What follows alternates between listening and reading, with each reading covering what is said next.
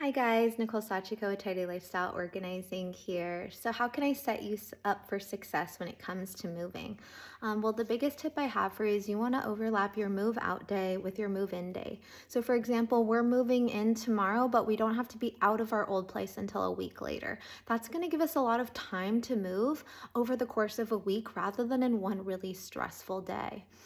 I want to say if you're moving and you know there are some furniture pieces or items that you know you don't want to move with but are worth the time and energy to sell, then you really want to start that selling process 1 month before. I recommend doing an inventory list of all the things you want to sell, and then you can really prioritize the most important things over the course of a month to give yourself time, and most importantly, to take bids to get the money that you think you deserve for whatever items. If you're gonna start packing, I always recommend, again, time is your friend. Maybe at least 1 week before. I started packing 1 week before. I scheduled maybe 2 or 3 hours each day to be packing. And for me, it's a lot less stressful to pack a little bit after each workday, even though I'm really tired, because I know if I try to do it the night before, I'm just gonna be so exhausted. There's no way I could do all of that in one day. Unless I hired movers, which this time we're actually not, we're just moving everything ourselves.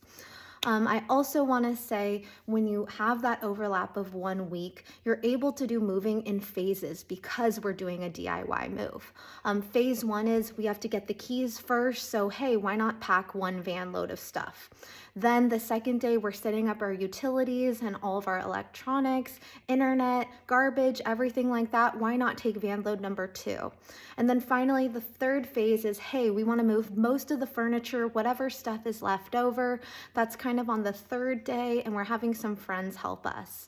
And then finally, we're still going to have to go back to our old house because the final things that we have to move is actually our pets and all of our pet stuff.